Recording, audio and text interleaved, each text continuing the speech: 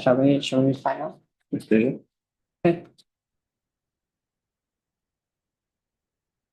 Great. Good evening, of our members and friends. Welcome to IOM3 Hong Kong branch technical seminar tonight. I'm the MC of this seminar, Wesley. It's my pleasure to welcome all of you to today's seminar, where we will review and explore the evolving application of glass fiber reinforced polymer, or called GFRP, in civil engineering. GFRP has been a part of the engineering landscape in Hong Kong for over a decade, especially on some temporary works. Nowadays, some of the permanent works are also applying GFRP as their reinforced material. This seminar will update everyone on the current status of this technology, the application, and its potential for future development. We're honored to have with us today Mr. Pierre from DEXTRA, an expert in this field with nearly 20 years of experience advancing composite material application in civil engineering. His team continuously developing GFRP power system and their application in a variety of challenging projects worldwide. His work has focused on promoting GFRP as a durable and efficient solution for reinforcement, particularly in projects requiring long-term performance and resistance to corrosion. In Hong Kong, GFRP bar systems have been applied in many civil projects, including stabilization with zone airings, tunneling, or some paving, where their strength, lightweight nature, and resistance to corrosion have provided distinct advantage. Today, Pierre will share an update on the characteristic of GFRP zone nails, their advantages and the limitation compared to the traditional technique, and we'll share some case studies from their application in Hong Kong. After Pierre's presentation, there will be a Q&A section. You are welcome to place your questions here, and I will help asking Pierre about your questions. So let's give a warm welcome to Pierre. Thank you very much, Wesley. Thank you. Allow me to share the screen and start the presentation.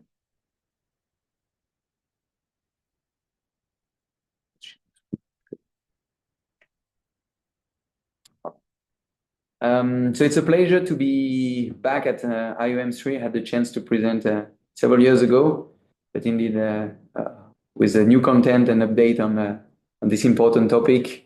We'll be focusing on Hong Kong and see all the latest developments. Just in a very, very short introduction about DEXTRA, I hope many of you are familiar with the company. We've been doing business for over 40 years now, and we have a history, I would say, linked to Hong Kong. Hong Kong has been one of our first markets. DEXTRA was heavily involved on the first phase of Pacific Place. So again, soon after the company was incorporated. And yeah, DEXTRA is, I would say, a French-owned company, but based in Asia. Asia Pacific is still today more than 50% of our worldwide activity. Around those, you see 3 divisions. So we are mostly active in concrete reinforcement products with splicing, couplers for rebar, steel rebar. We have a division doing engineered bars, which are mostly large diameter and complex steel bar for bridges, for marine tie rods, for suspenders, tension bars, compression struts. And the last division is a ground engineering division, which is focusing on 2 types of solutions, steel product and FRP products.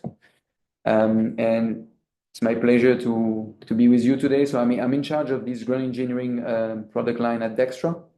And today we'll be focusing on the usage of composite material, and again, very much looking at soil nailing application in particular, but also looking at how it's been used permanently here in Hong Kong. Starting with some material introduction. Again, I hope many of you are already familiar with that. I had the chance to present this in a few occasions, but it's really important that all of us are on the same base when it comes to the product definition. So first of all, you see in terms of name, if you look at the title here, we mentioned that FRP stands for Fiber Reinforced Polymer. And I think one of the most common mistakes we see is to consider that the P stands for plastic. So the polymer we use, they are thermoset resin, by opposition to thermoplastic. So typically polyester, vinyl ester, epoxy, and those thermoset resin are in general, I would say, higher performance, more engineered solution than the more common plastic. So this polymer, the resin, is only here as a binder matrix, but the most important probably in the product is the fiber itself, because it's actually 80% of the product by weight that is made of fiber. So we'll be focusing today on glass fiber, which remain the most common product used in construction for its, I would say, performance to price ratio. But for information, we at Dextra also manufacture carbon fiber products, mostly used for repair and strengthening. So the choice of the type of resin to bind the glass fiber is extremely important and is governed mostly by the application. So when we do temporary application, we traditionally use polyester resin. When we do a permanent application, we use vinyl ester resin because it has much better long-term properties, environmental resistance. And the epoxy resin is today for us almost exclusively used when there's a high torque applied to the product, which is typically what you have when you have a self-drilling rock bolt, for example.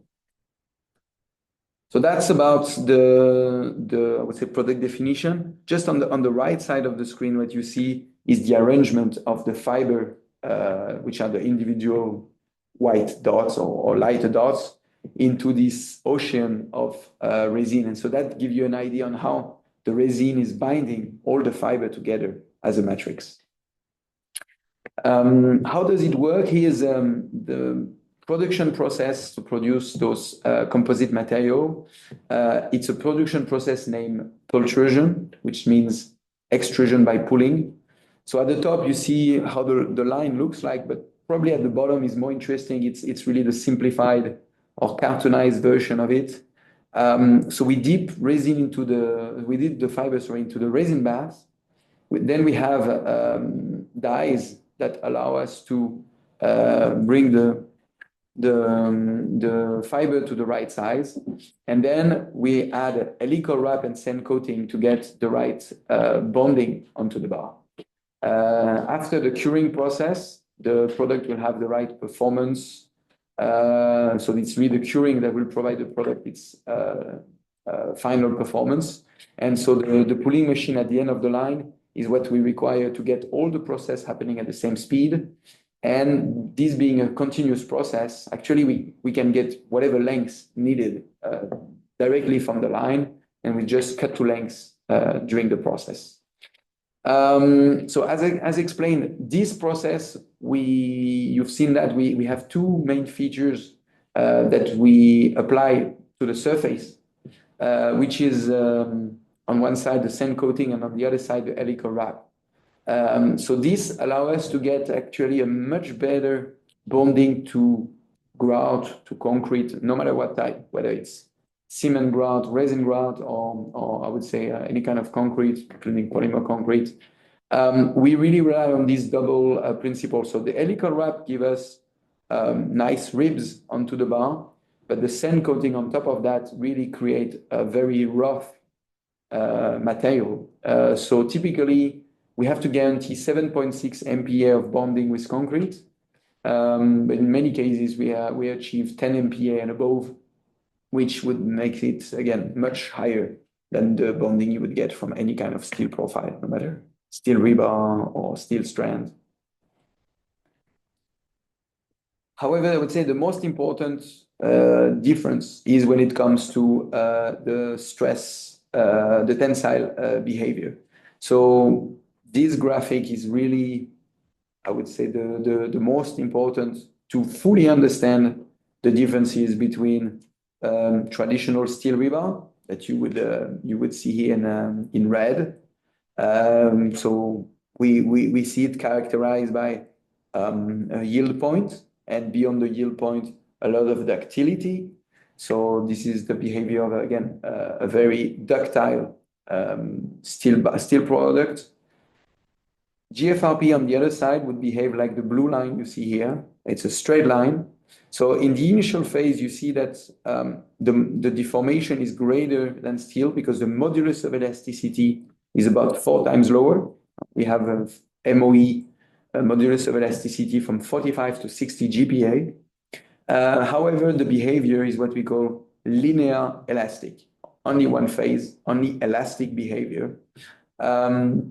And then eventually we have a brittle failure that you see here with the profile on the right side of the screen. So due to all these differences, it's very important to design GFRP according to right method. You cannot just take your usual equation for steel rebar, steel soy nail, and just replace it. It's very important to understand the way the product behaves differently and design accordingly. So that's why I say looking at the data, just ultimate tensile strength is probably not enough. We like to have this visual understanding of how different the behavior is on the product.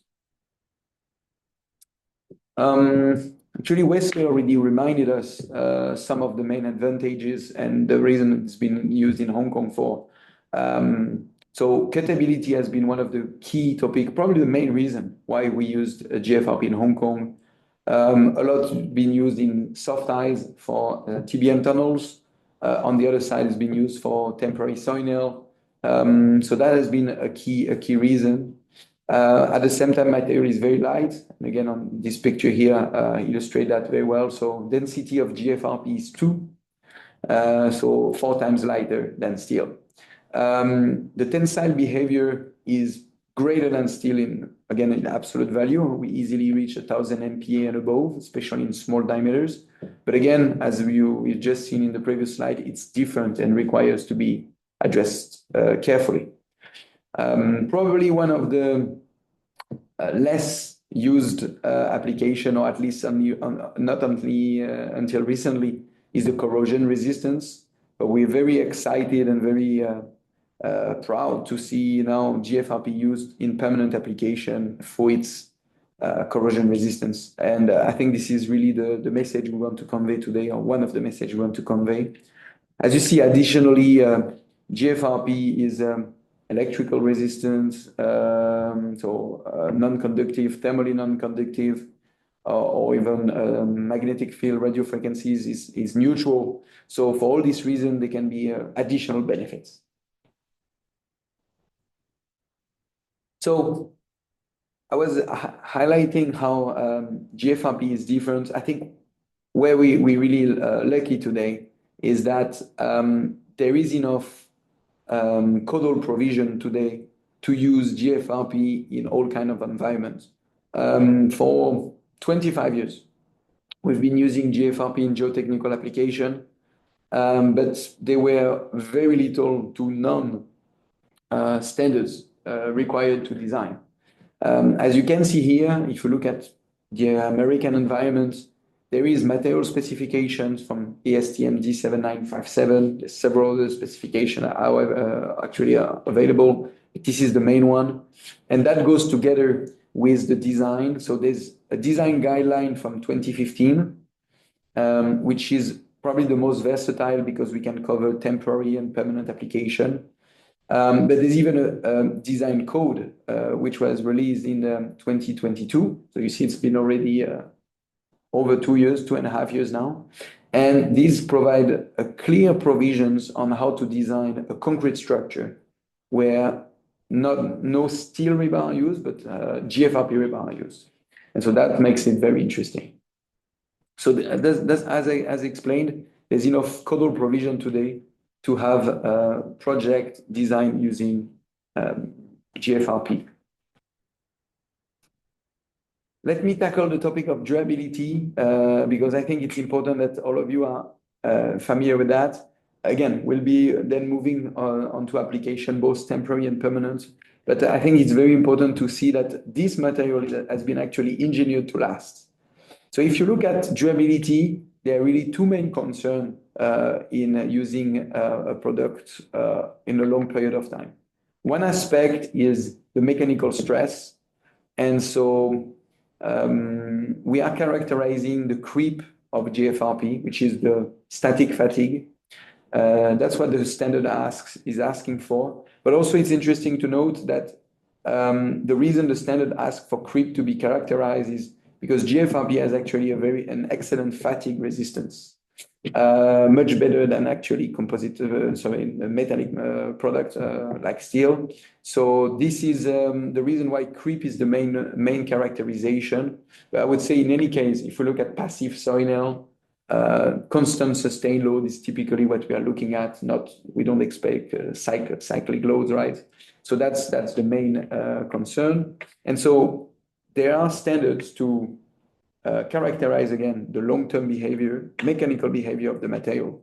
So, sorry, we apply high stress level to the material as per ACI standard, and then we monitor the time it takes for the product to fail at those very high stress level. So once you map it, once you plot it, you get those blue dots here, the blue values.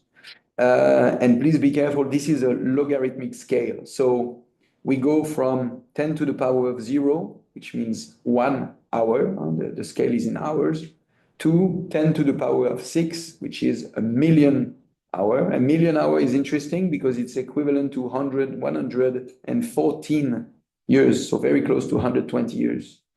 And so what we see is that the creep rupture of GFRP is extrapolated.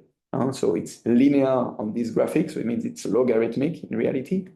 And so we are able to define, because we do this study over 4 decades of time, very different time scale. And then the point of the standard of this test is to determine the million-hour retention. So million-hour retention means as long as the stress level is not exceeding 54%, we're not going to get any failure due to creep.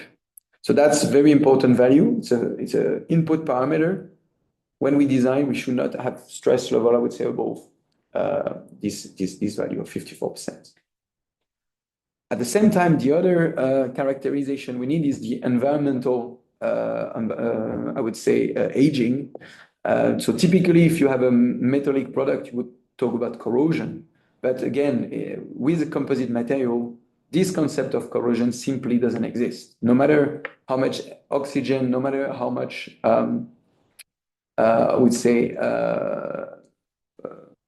water, moisture we could have, the corrosion of GFRP simply cannot happen. There's no change of mass, no change of volume. And so the only thing we look at is some change in the tensile retention due to high pH or very low pH, in both cases, and very high temperature just to get an accelerated aging.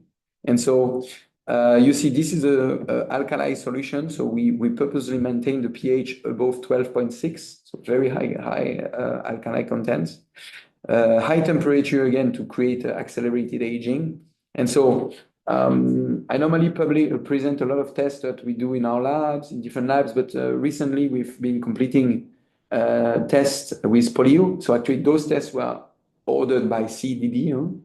And you see that the retention has been extremely high. Actually, it's the highest we have ever reached with 94%. I put here at the bottom of the slide the reference that the latest code is actually asking only for 80% retention so that the product can be used for permanent application. So having 94% retention just shows that the product will barely lose any of its performance over time. And that's, again, the reason why GFRP is a material of choice for permanent application. So again, this is the latest update right here in Hong Kong, and again, with a very reputable laboratory. So based on all this, I think it's important to look at the application we had on soil, which obviously is the main topic of today. So I think many of you are familiar when we talk about soil, we are talking about passive anchor, fully grouted. I would say minimal pretension can be put on the bar, but effectively, I mean, in principle, it's really the movement of the soil that will activate the soil. So initially, they are untensioned system. Everything you see here in this red zone is what we will call the active zone, in the above this red slip zone. So this movement is this area is the unstable ground, and from this movement, it will activate the soil, and then we will have the system under tension. Okay. If there's no movement, I repeat, the system will not experiment practically any load. So those soil, actually, we have already done many projects in Hong Kong. They are very, very common. And again, I'm sure many of you remembered in the past 2 years, there's been very extreme weather, I would say, in Hong Kong, but not only. I think it's a global constant. But Hong Kong has been hit with a lot of heavy rains, heavier than usual. Landslip prevention has been a concern. And so that's why we work very hard on, I would say, strengthening, toughening the slopes in Hong Kong. And so GFRP soil is a solution of choice for this kind of application. So the reason I mention this is important to understand the principle of soil to see the key features. Yeah. So the reason I wanted to share this is coming from GeoGuide 7. If you look at the mechanism of the soil, you can see that the slip surface that I was showing earlier in red is where you will have the least displacement, which is shown here in the middle graphic, item B. However, it will be where you have the peak of load. So at the slip surface, you will have the peak of load on the soil. But of course, there will be less displacement compared to the rest of the system. The reason I insist on this is because so many soil are over 12-meter lengths. Because to get the stable ground, we need to go beyond 12 meters. And so, because the peak of load is in the towards the middle of the soil, let's say, it's very important to ensure you don't have a weak point in that part of the system. Also, you can see there's some load at the head location, this T0. And so it's important also to develop some strength in the head, not as much as the full system, but some load is needed in the head location.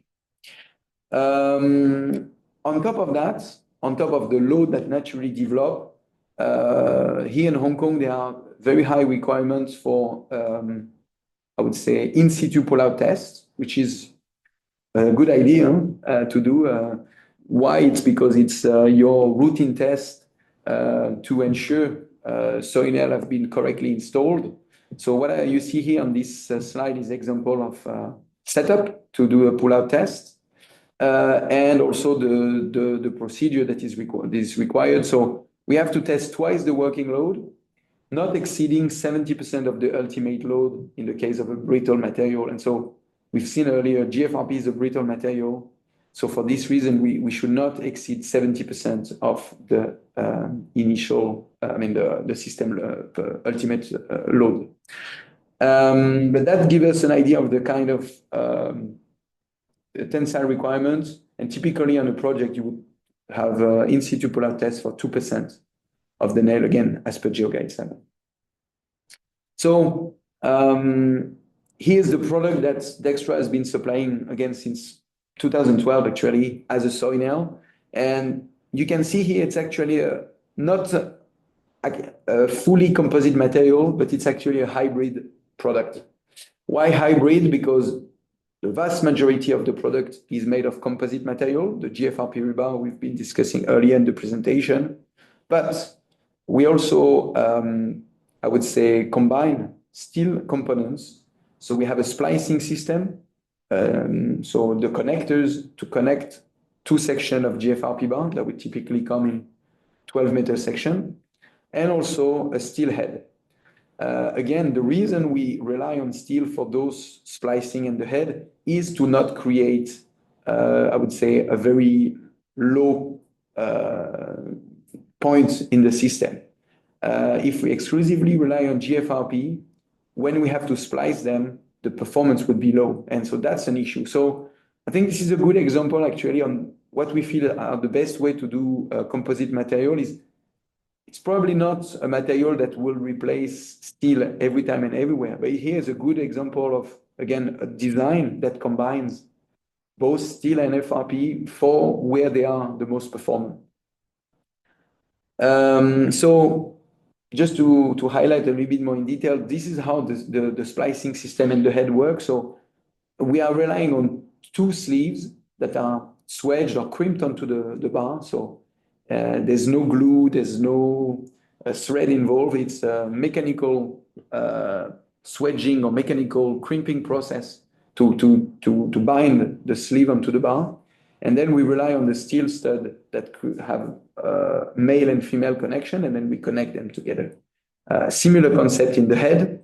And again, thanks to that, we have a very easy system to splice. And we already had an earlier discussion before this presentation. Well, if you have to do a permanent soy nail, the very easy way to protect the steel components is to apply heat shrink sleeve. So those heat shrink sleeves, they're actually made of two parts. Inside the lines you see in the inside of the sleeve are grease that are solid. But when you will use the heat gun or the torch to shrink the sleeve, the grease will liquefy. And so you will have two layers, a grease layer and a plastic shrink film on the outside. And this is the traditional way, the recommended way is in Eurocode 7 to splice double corrosion protection anchor. So that's the normal way to create corrosion mitigation on the steel splicing system. So looking at the performance, as I was saying, it's important to understand what's the system performance. Somehow, knowing just or characterizing only the bar performance will not be very interesting because the coupler, the splicing system, is possibly in the peak load towards the middle of the system. So we always communicate on two things, the bar performance, but I insist on, more importantly, the system performance. And there is somehow a small reduction in the system performance, but still you can see it's in general around 80% of the bar performance. And so the designer should look at this value. When we design, we should ensure that we consider the system performance as the weak point, right? So this is really important to look at this. So typically we offer the system in different diameter, 19, 25, 32, 41. We have different grade, which the 45 and the 50 is referring to the modulus of elasticity. But as you can see, we can cater for loads going from 25 tons to 77 tons. So unfactored, and depending on temporary, permanent application, then we can apply factor to those loads. So let me present case study now. It feels like history to me because this was already many years ago. The first project and really iconic project for Dextra has been supplying GFRP soy nail to KTE 101, so Hofmann station. The client was MTR. So you see it was a project designed by Jacobs and executed by Ishimatsu. Very interesting project. I don't think there's so many cases in Hong Kong anymore of metro station that are underground metro station, but actually done by, I would say, open cut excavation. So a lot of slope stabilization required to reach the bottom of the excavation. Then the station was built and then backfilled. So you see here some picture of the site. I have many more pictures to show you. But what's interesting on this job is really the soy nail were used exclusively temporarily, but for two distinct reasons. The first reason was they were sequence excavation. So the objective was to have a relatively mild slope, as you can see now, to reach the bottom of the excavation. So to speed up the work. And then after that, the slope will be cut again to a much steeper angle. And so it would be very easy to cut through the GFRP soil nail compared to using steel. So that was the first reason. But the second reason is any remaining section of GFRP soil nail in the ground would not create any obstruction for future underground work. As we know, MTR is, I was going to say probably one, but I think I can state the biggest property developer in Hong Kong. And for this reason, it's very important to ensure all the piling rigs that will be doing future housing projects around the station will not have any issue when digging, when being bored. And so that's what the concern is, not create obstruction to, again, future foundation work, but that's true, of course, with any kind of tunneling, utilities and everything. So again, it was absolutely necessary to not pollute, create obstruction in the ground with steel. On this project, two different diameter of soil nail have been used, diameter 25 and diameter 40. So eventually we actually increased that to 41, diameter 41. And you can see also that the value I just presented to you are much higher. So those are the legacy values I'm presenting you today. So this project in 2012, we're using lower capacity nail. Since then, we are using today much higher capacity. So GFRP has improved a lot compared to that. We were using the old ACI for 0.3 version 2006 back then. And the soil nail were, you see, up to 18 meters, but so many of them were spliced in two sections. What's interesting is everything has been very well documented in two papers from HKIE. The first one was in 2013. The second one is in 2015. And so if you're interested, we can share copies of these. So again, project has been very well documented as a first time in Hong Kong.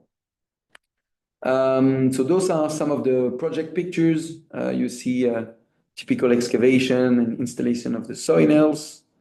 You can see here so you can maybe appreciate a bit more the size of the excavation, the splicing of the soil nail at site. Again, the beauty of the lightweight, and you can see here how the slopes are much steeper angle. So again, different angles of slopes, which again was the reason to use cuttable soil nail and easy installation of the product.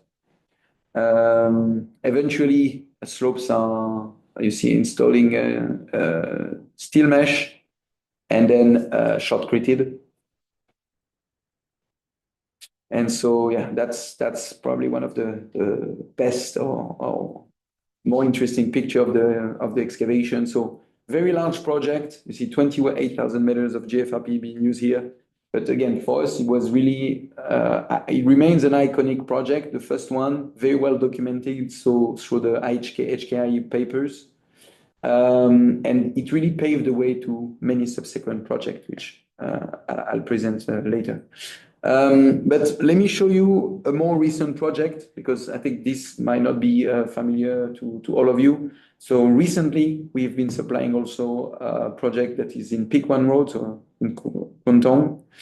And you can see quite a different setup.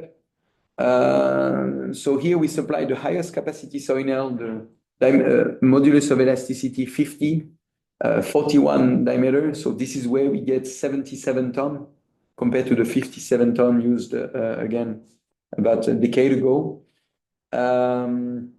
Complex jobs, again, you can see here the sheet pile, the wailing beam, and the soil nail installed here on this slope. But this is very common for us application for housing development. We've done a lot, and every year we do, I would say, easily 3-4 projects of soil nail for similar application. So you can see how the soil nail are being installed using also, here we see a packer. So you have several pipes here so that you can inflate the packer. It's the geotextile, you know, and then ensure pressurized grouting to get the best performance of the system. So that's the typical way of installing this system. This was requested. I think we wanted to share with you more information about the design. So you have all the information about the product mentioned in here.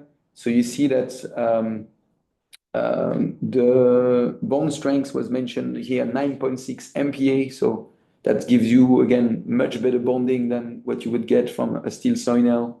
We see 50 GPa modulus of elasticity. So those are the typical information. I think we see it's a temporary application for 2 years. And yeah, the extra system was specified in this case. I think what's important here to see is term of safety factor. The safety factor of 2 was used for GFRP, which is the same as what was used on the KT101 earlier. You can see that underneath safety factor for steel is used at 1.5. So somehow today we are using higher safety factor for GFRP temporary soy nail. I would say this is very conservative because if you look at the creep factor I was presenting earlier, 54%, so similar to a factor of 2, would be good enough for 114 years application. So using a safety factor of 2 is really a very conservative design. But anyway, this has been the practice and that works. Since GFRP still have a much higher capacity of the steel nail, you don't install more nails. You probably still install less soy nail than you would with a steel. On the left side, you have all the information about, I would say, quality. So all the kind of tests that are performed, you see on the bars on every batch and also in labs. And so this is something on which we are very happy to work closely with, again, labs in Hong Kong to ensure everyone is very comfortable with the performance of the system. So this is, of course, a very important part, ensuring the quality. So this is the typical drawing. Again, nothing specific. I mean, extract of the specification, but that would be very similar to what you've seen in the earlier part of the presentation, and you've seen it in, I would say, in colors. This is a very simplified version of the system. Okay, so you have the detailing also of the welding beam and the system. You see again the connection of the soy nail. I repeat, it is extremely important to use such system because we know the system are over 12 meter in length, and if you don't have a high performance splicing system, then you would only achieve a very low performance of the system as a whole. Other systems that are exclusively GFRP, and I repeat, we do have those systems in the extra. If you have a GFRP coupler or even a steel coupler that you just screw onto a GFRP bar, typically that will only give you 1/3 of the bar performance or maximum 50% of the bar performance. But then you end up installing many more soy nails and it's not cost effective. So having a high performance splicing system is really important to get the best design. And that's really what we implement on those long soy nail projects. So those are 2 projects, again, very iconic. First project and a more recent one. But actually, there are many projects in Hong Kong. So I again share with you a list of probably some of the more important and the key projects. But as I say, especially in the last few years, every year we would supply easily 3 projects, most of them related to housing projects. This gave us the chance to be approved by BD. You see examples on Hofmann station, by MTR, including the high-speed rail A23A, and you see BD approval also for Lama Island, the power station. But many projects also related to CDD, so we have also approval with CDD. So most of them major stakeholders in Hong Kong have already approved our system. So I'll just walk you through a few more pictures just to highlight those project references. Again, some recent projects. Princess Margaret Hospital, which was, you see, very difficult site as well. So I haven't highlighted or emphasized on that, but again, on GFRP, Soinel being so light, being so easy to transport and move at site, is particularly interesting in all those very small sites with very complex activity on the slope. I would say the biggest advantage is on jobs, we don't even need a crane. So bringing crane on slopes is very difficult with the steel Soinel. Here with GFRP, the weight is always possible to carry by one or two laborers only, and so that makes execution of the job much easier. So you see nice layers of nails installed here in Princess Margaret Hospital.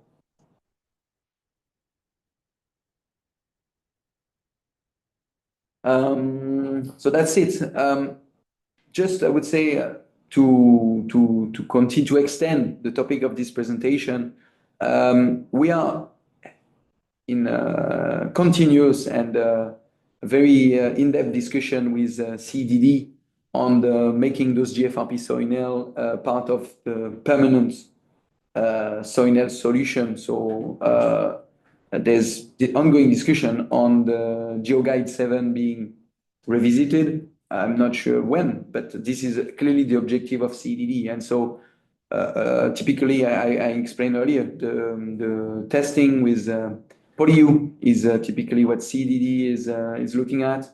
But there have been many pilot projects at permanent Soinel, and so no later than tomorrow morning, we have more discussion with the government, with CDD, on seeing how soon this can be implemented. I would say for real, moving from pilots to full-scale project. But so maybe the best thing I can share with you to explain how effective permanent GFRP can be is I wanted to illustrate with some other work that we do with the very same stakeholder, with CDD, in the marine structure. So again, those are not geotechnical, those are not Soinel projects, but it's a reality for several years already. Piers, marine piers in Hong Kong are being built not using steel rebar, but using GFRP rebar. And those piers, every day, maybe you, maybe me, we are using them just to grab one of the ferries to move from an island to another. And again, it's been confirmed as safe to get public using those structures. So again, it's not science fiction today. You're saying GFRP can be used permanently in Hong Kong. It's been done, and so that's why we are quite confident the same for Soinel should happen soon. So again, just some pictures of projects. So this is Pakok Pier. Interestingly enough, this was a precast project.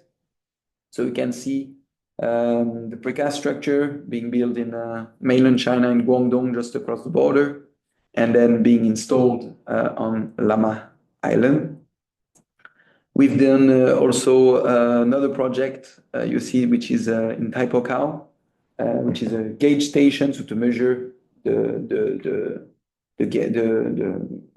height of the tide throughout the day. And so you see reinforced with GFRP rebar. And you see more recently, 2024 and even 2025, we have more pier projects and coastal enhancement. So Lei Yun Moon has been a very interesting project. I'll show you more of that. But more recently, Khao Sai Village Pier and Lai Chi Kong Pier are also ongoing project using GFRP rebar. What's interesting is on all this project, we have, again, so CDD approval, and I repeat, those are not temporary, but permanent approval. Just before going to the sustainability, what I should highlight is those more recent projects, they have been executed not just with conventional concrete, but C-sand seawater concrete, which I'll show you in just a few slides. So the reason I link the durability with the sustainability, it's because those two topics are very much related. So first of all, we already looked at that, but GFRP being a stronger material than steel and lighter, we can really reduce the consumption, the quantity of material as a rebar we use on a project. So you see on average, if it's governed by the tensile behavior, the same capacity of rebar that would require 6 trucks, you would be able to replace with just 1 truck of GFRP bar. And the saving in terms of weight would be 1 to 6. So that's very important. And if you look at GFRP rebar, today the emission of CO2 per kg is similar to the global average in the world for steel rebar, which is around 2. Even if you take better rebar, in Europe, the average is around 1.4. So once we include the fact that GFRP material, you need much less, again, because the strength to weight ratio is there, we can actually reduce CO2 emission from switching from steel rebar to GFRP rebar by a factor you see of 60 to 70%, so about 2/3 less. And this is comparing to traditional steel rebar. If corrosion is an issue, typically in Hong Kong, you might use galvanized steel or epoxy-coated steel. If we talk about soy nail, we would typically have a galvanized steel rebar with a corrugated pipe and an extra layer of grout. So the CO2 reduction would be even much greater than that. And so for this reason, when we redesign project using steel rebar to GFRP, I say rebar, but again, it's nail, rock bolt, and everything, we can significantly reduce the CO2 emission. And why is that? Is we don't only reduce the emission of the rebar, we can also extend the life of the structure. So typically we design a structure with GFRP rebar, GFRP soy nail, instead of having to do repair after 20, 30 years and maybe rebuild it after 50 years, we can really design it for 120 years. So it means also we would have a longer lasting structure, concrete structure or slope. So that's what is so much helpful in the structure. As I was saying, the most disruptive probably way of doing a sustainable structure is what has been initiated by the government here in Hong Kong. That's why I wanted to, again, thank CEDD, the Marine Division, for all the work done, the collaboration with Hong Kong PolyU, which is one of the universities in the world most advanced in this topic of C-sand seawater concrete. So the logic is the following. Today, the main reason why we can't use C-sand and seawater in the concrete is due to the corrosion of the rebar. Of course, if you use C-sand and seawater, the curing of concrete will be completely different, but it's possible today, it's been engineered already, to have the right admixture, so typically inhibitors due to the high presence of chloride, to get the good properties of the concrete. And so there's been projects as early as 2018 in Florida, a full-fledged bridge, every day cars and trucks driving over that bridge using seawater and C-sand. But again, the latest project I was presenting you in Hong Kong, here, the latest Pierre's, they've been first done with seawater concrete, and the latest one has been seawater and C-sand. And also, the reason I mention here ACI is because I'm an active member of ACI Committee 243, which has been incorporated by the last president of ACI, Professor Tony Nani, a good friend. And it's to promote the adoption of seawater concrete all around the world. So we are currently writing a guide. The first draft is being reviewed at the ACI convention just now in Toronto, Ontario, in Canada. And our objective for the Committee 243 is to publish the guide by the end of the year, which hopefully will help people to use this kind of new material. One idea also is that you can use recycled aggregates, so crushed concrete to do recycled aggregate for this kind of structure. And so this is really the biggest message I wanted to share is bringing permanent GFRP into a structure, no matter if it's, again, slopes, if it's a tunnel, a cavern, or again, here, concrete structure, it will actually open up new perspective. And the biggest disruption is not in the substitution of the rebar from steel to GFRP, is the ability to redesign the whole structure. So to have a positive impact on the structure, we just enable the change by changing the rebar. But if we want to reduce dramatically our impact on the environment, we should reduce the quantity of concrete we use by using better concrete, of course, no? And also using more natural resources that are available. So again, today we don't have to use fresh water that we possibly have to import or use desalination plant, or we know how I mean, fresh water is so precious to Hong Kong. We don't have to use quarry sand, or no, it's possible when done correctly to use those materials that are available in plenty quantity right here in Hong Kong. So again, this is going further away from the soil topic, but again, this is just showing to your community again the metals, the minerals, the mining. Well, you see, in this environment, there's really a possibility to redesign structure, and that's enabled by using innovative materials. So that's what I wanted to share with you. But I hope we have plenty of time for Q&A. That'll be it. Of course. Thank you, Pierre, for a very impressive presentation today. And I guess our members and friends have a lot of questions for you. Okay, so let's start with it. I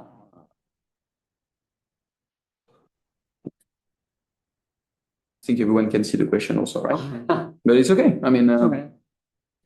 so I'll read it loud. Yeah, sure. So in the Peak One Road, you share the design life here is 2 years. Do you think it's overly conservative as GFRP has high corrosion resistance, high load retention? If so, how do you determine the design life year of GFRP tieback? Seems like building department is also conservative to GFRP life as temporary work. So I mentioned it already, but so since you asked me the question, is it conservative? Yes. The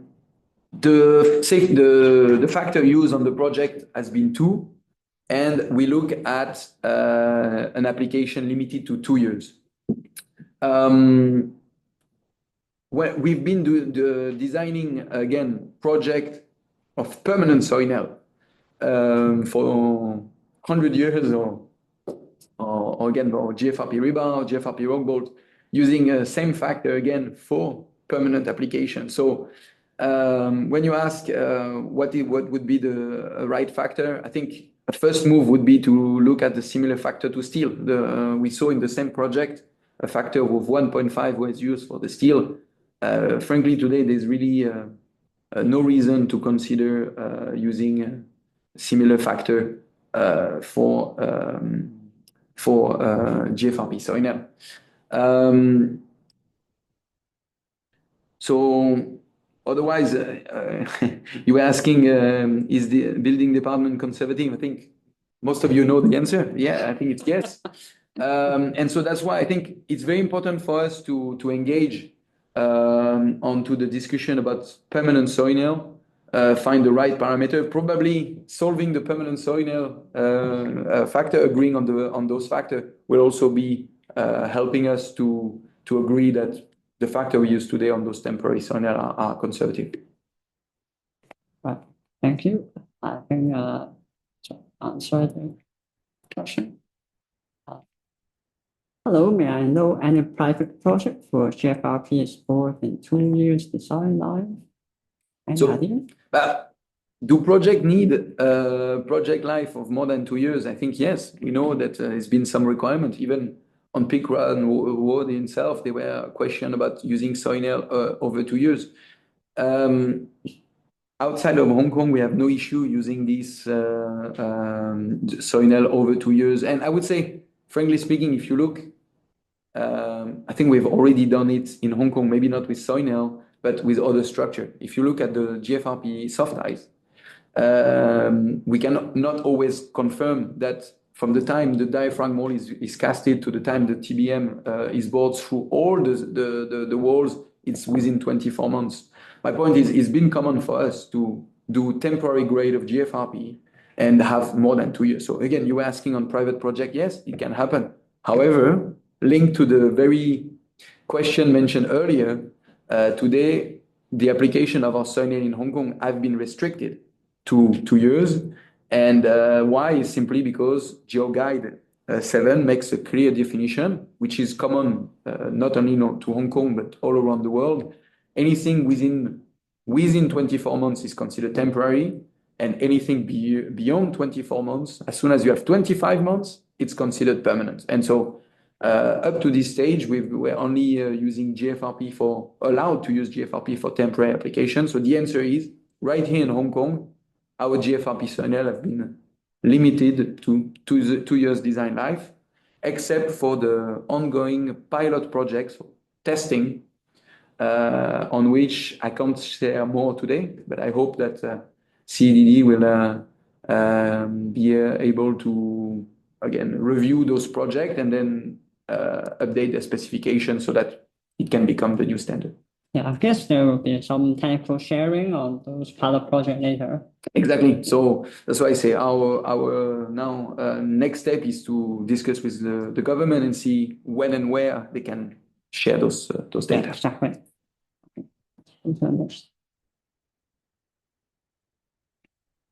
What do you think is the biggest hurdle for adopting GFRP Sonia? Well, I would have, if I had to answer that question 2-3 years ago, I would have say international standard, because we had again, as I mentioned at the beginning of the presentation, very little help from codes. The reason I answer you in this way is because I've shared that the ACI has standard, and a code since 2022. I haven't mentioned it, but Eurocode, the latest, so the second revision of Eurocode 2 has been released, and there's an Annex R that is to use GFRP rebar to reinforce concrete. So the very same thing with ACI exists in Eurocode. Hong Kong is also adopting Eurocode, so that should help. And so really, from the last 2 years, we have enough international provision to use GFRP in concrete structure. So based on your question, I would say today, we have to move that now from international standard to local adoption. If you look at marine structure, I think it was easier because it's direct application of concrete structure, so where the codes are there. So we need to move with local standard, and we need to move with geotechnical application, which are not part of the international code. So this is really the main thing on which we are working now, is making sure all the work that has been done on codes for RC structure, concrete structure, can be used as a benchmark and apply the same logic to geotechnical application, again, through local standard. Right. We hope that we can listen some of your sharing with the CEDD meeting tomorrow, maybe in the future. Yeah, let's see if there's any development and moving forward in the future. So next question. Are there any issues for GFRP on fire rating? So yes, I would say GFRP and fire rating is a topic. Why is that? It's because GFRP being made 80% glass, 20% resin, we have to look at those two materials very carefully. So luckily, the glass, which is the load-bearing element, has a melting point 1,200 degrees Celsius. Obviously, this is not the concern. However, the resin, when it's exposed to temperature over 120 degrees Celsius, will start to soften, and then it will reduce the tensile capacity of the product. So there are two different approaches when it comes to, I would say, fire rating.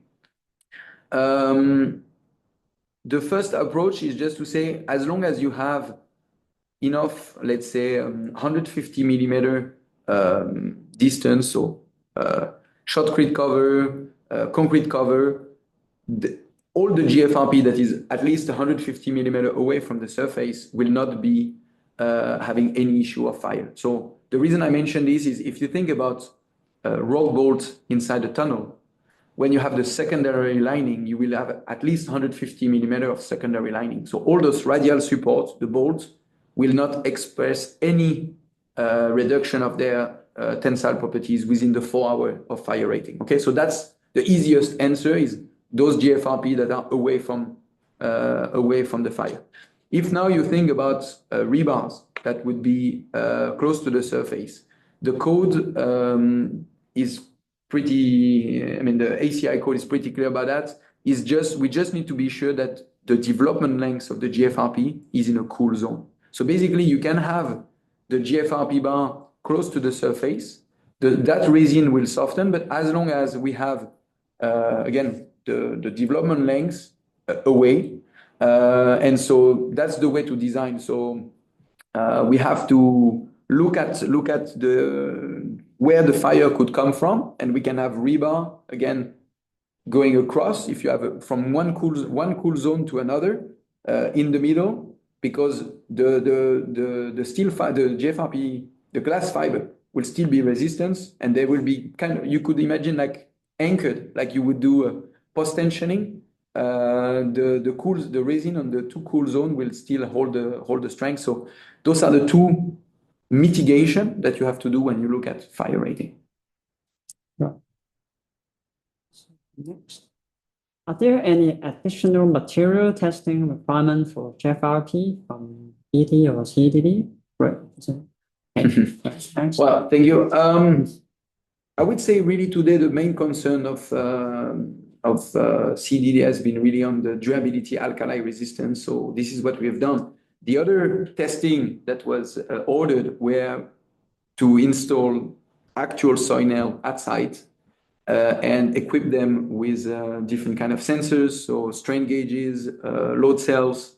Those are tests that have been already initiated.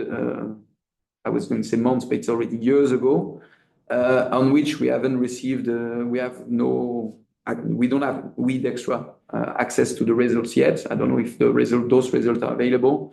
But again, that's what we are pushing now. I mean, it's a government's decision on when and where to communicate this. But I would say it's really the next step is to have access to that, because alkali resistance that I presented is really one of the most challenging tests to do. It's an accelerated aging, it takes time. All the other tests, we have a lot of data because we were doing those tests as a routine test for every batch we deliver. And we get every batch O-class certified laboratory results because every batch is tested. Again, the bonding, the shear, the tensile, those are part of the routine test. It was, if you look at, the peak one road, I was mentioning, we have access to that. So that's why today really alkali resistance plus actual site confirmation are really the last two concerns needed to satisfy government's requirement. Great. And some of you already asked, so we're very happy to share the presentation with all of you. So. Yeah, lots of questions. That's good. As the GFRP performance good in tension but weak in comparison? I guess in compression, or maybe you mean compression. Yeah, compression. For the design structure material, how to enhance the composition issues? So allow me just to assume your question is about compression. Again, this is probably some of the misconception or partial misconception. It is true that in tension, the steel fiber has the greatest contribution. In compression, though GFRP, the glass fiber will have less contribution, and it's more the resin matrix that will govern. So we are limited. However, if you look at codes, initially the ACI guideline was saying basically we don't consider any contribution of the GFRP. So any concrete member working in compression, we would design for the concrete alone to take the load, which was very challenging. If you look at the latest Canadian code, if you look at the latest Australian code, they impose to have tests in compression on GFRP, and we have to meet 50% of the tensile value, which we do. So it means today you can actually use 50% of the GFRP value in tension. I mean, 50% of that for compression. And in most cases, 50% of the GFRP of its tensile value would give you actually probably around 500 MPa, which is what you would get with a steel rebar. So again, a lot of the codes 20 years, 30 years ago when GFRP started, some assumptions, some shortcuts were made because it was new. And today we have much better understanding of the material. So again, my answer here is we know better today, and we know that GFRP can hold 50% of the tensile value in compression, and that could be designed in this way. This being said, it is true that today we don't have so many projects that use GFRP in a concrete member using compression. It is more to its advantage when it's in tension, because you can replace, I would say, you can reduce the quantity from steel to GFRP more. It has better advantage there. Okay.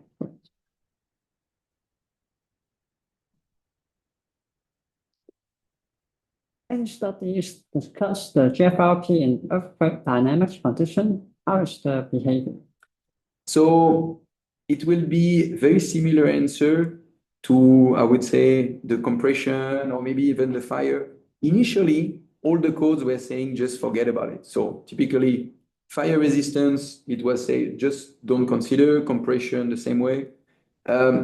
So dynamic and earthquake is probably the latest topic. So if you look at the ACI code, they say that you can use them in both non-seismic and seismic area. However, if you are in seismic area class C and D, which are on the higher side, today the recommendation is that the GFRP should not be structural member. I mean, should not be the reinforcement of the structural member. Okay, so you can place it, but you cannot rely on the GFRP in those cases.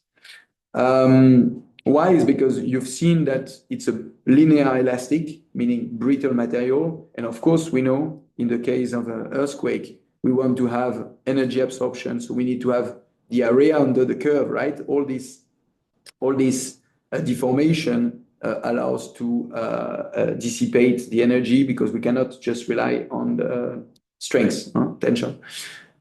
So long story short, today, as per code, you will not be able to use GFRP in a dynamic environment in earthquake. However, studies are being made and results are very encouraging that show that having a lot more, I would say, initial deformation can be good. And probably the biggest direction of study is to design concrete structure that would be hybrid, that would have some steel and some GFRP, potentially blending the main bar in one material and the stirrups in another material. And that's why I say today those are scholars, those are university who published, but they actually found that they could design a concrete structure with better behavior in earthquake because they were mixing steel rebar and GFRP rebar. So I wouldn't be surprised that in the near future, my answer to you would be different, that the code will say the right way is actually to place maybe GFRP straight bar and steel stirrups or vice versa, the hybrid design. And we strongly believe in hybrid design as the best way to design structures. Right, great. Okay.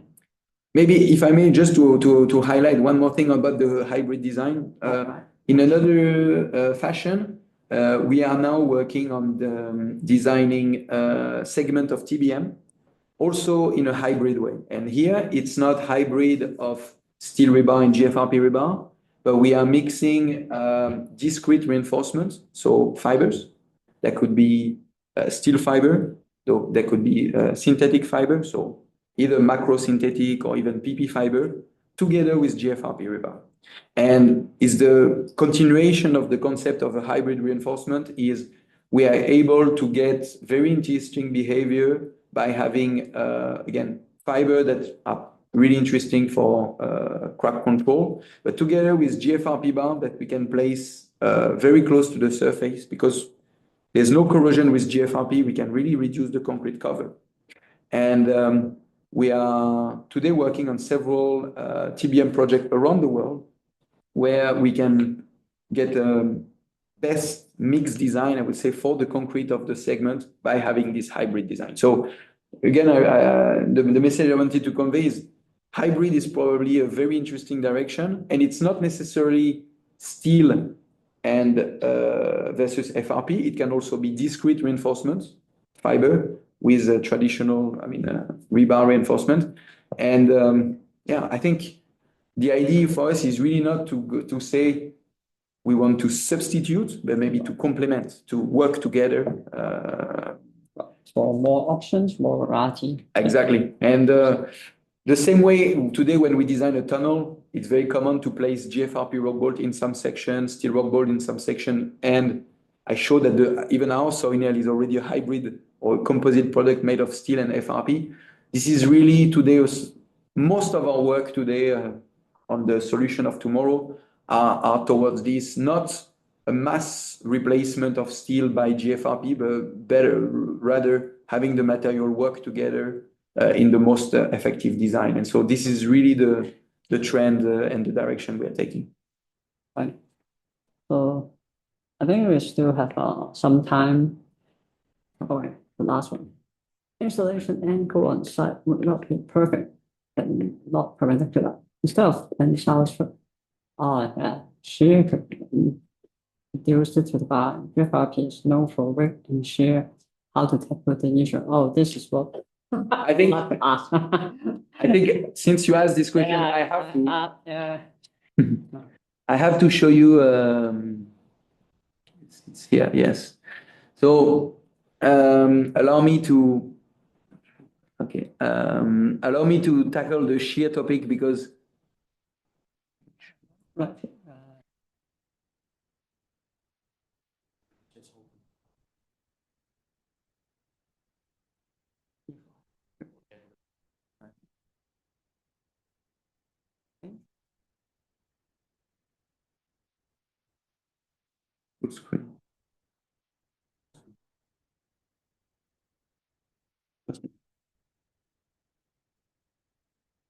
so Anyway, maybe just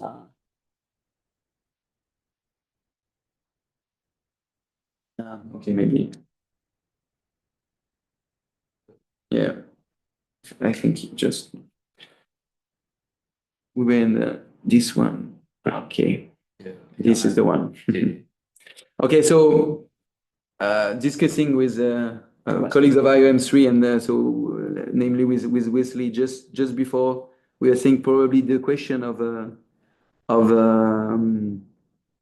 the shear would be asked, and so we already view. We already discussed about that. So allow me to contradict you, Mr. or Mrs. Anonymous, who asked this question on the topic of the shear, or rather clarify. When you say GFRP is weak in shear, I would say you're right on the basis of what you see on this picture. So I was saying probably we've done a poor work in Hong Kong in educating the industry and the market because we were literally satisfying all the needs of GFRP for temporary application. So again, MTR having a TBM and making sure the GFRP will not damage the multi-million dollar equipment, which is true. So we wanted to be sure GFRP will not damage it. And the same, when we do all the soil, we want to make sure it doesn't create an issue for piling. So those two tests you see, Those are typically the tests we were doing just to prove that, yes, it's easy to cut GFRP. Well, easy to cut doesn't actually mean it's weak in shear, or at least not the shear of the system. And so we've done a lot of work with actually some past member or previous member of IOM3 on saying, look, there's a difference between what you see on the left side of the screen, which is what we theoretically consider in the design, which is a pure dowel effect, a pure shear of the bar, and the reality is what you see on the right side of the screen.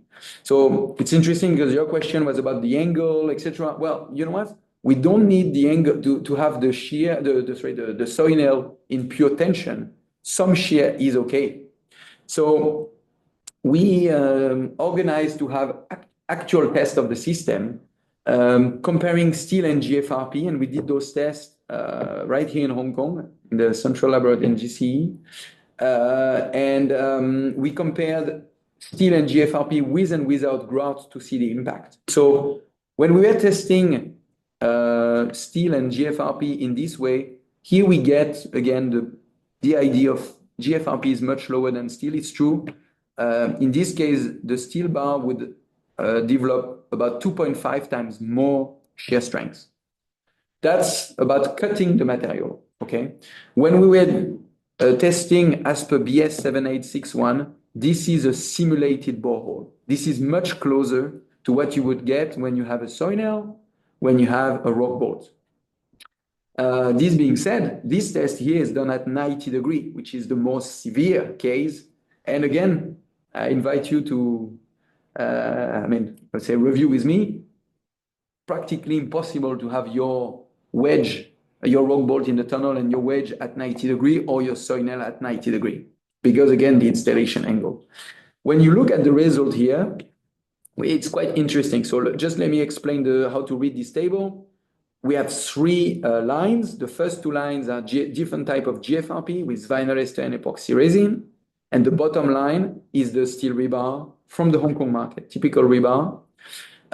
We compared the system without grout, first column, which shows only 40% retention. So yes, GFRP is easy to cut in that case. But then we use different type of cement grout, OPC, OPC grout, 30, 40, 50 MPa. No matter how strong the grout is, no matter the type of GFRP, we consistently achieve around 350 MPa in system shear, not the shear of the bar, but the system with the grout annulus. What's very interesting is 350 MPa is what probably, I'm ready to bet, all the designers would use as a value if they have to design on shear, because you use von Mises ratio, square root of 2 divided by 2 is around 1.4. I mean, the square root of 2 is 1.4, so divided by 2 is 0.7. You have a steel rebar at grade 500, and that gives you 350 MPa. So again, if you have to assume the shear of a steel rebar, you will assume 350 MPa.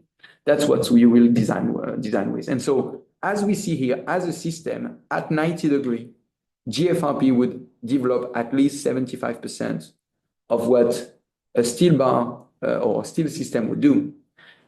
Where I say it becomes more interesting is when the angle gets involved. Actually, so this has been published you see in the World Tunneling Conference in 2019.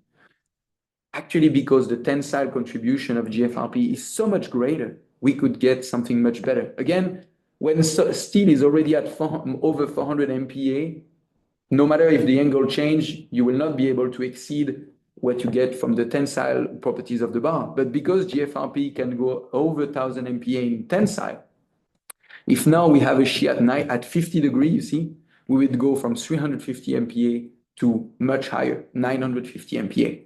So all this to say, if you have a soil nail at 50 degrees, it's not a weakness of GFRP.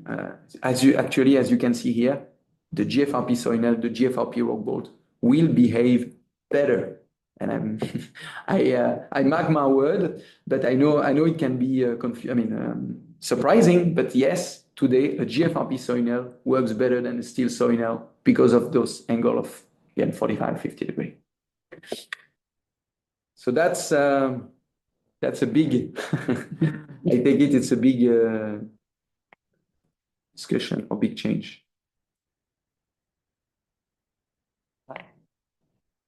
So I think this part of the about sharing is very impressive for many civil engineers who has an impression that GFRP is very rich in share, right? So I think we are running out of time, and I would like to wrap up today's seminar. I would like to take a moment to thank Pierre for such an insightful and engaging presentation. It's been fascinating to hear about the latest development in GFRP so now and their role in the stability and stabilization works, as well as how they have been successfully applied in various projects here in Hong Kong. We also reviewed the case study and examples shared today, like the Hofmann state, the KTEs, and the Pigment Road development. This really helped bringing the topic to life, showing us how GFRP has grown to a practical and sustainable solution for a real-world challenge. It's also great to see how local standards are being developed and support the wider adoption of this technology. I would like to take this chance to express our thank you to Pierre.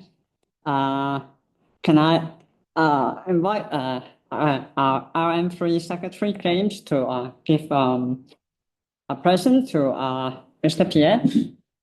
Yeah. Thank you for your contribution. Thank you very much. Yeah. Can I take a photo? There is. Yeah, this is a card holder. Thank you very much.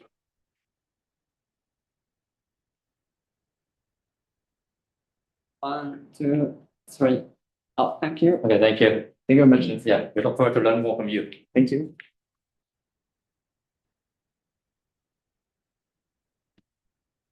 Okay, so I also like to thank all of you for joining us today and continuous support to our IOM3 Hong Kong. It's always inspiring to come together as a community to learn, exchange ideas, and stay updated on the latest advancement in our field. And the CPD cert will be issued to participants via the registration email later. Once again, a big thank to Mr. Pierre for sharing his expertise and to everyone here for making this seminar a success.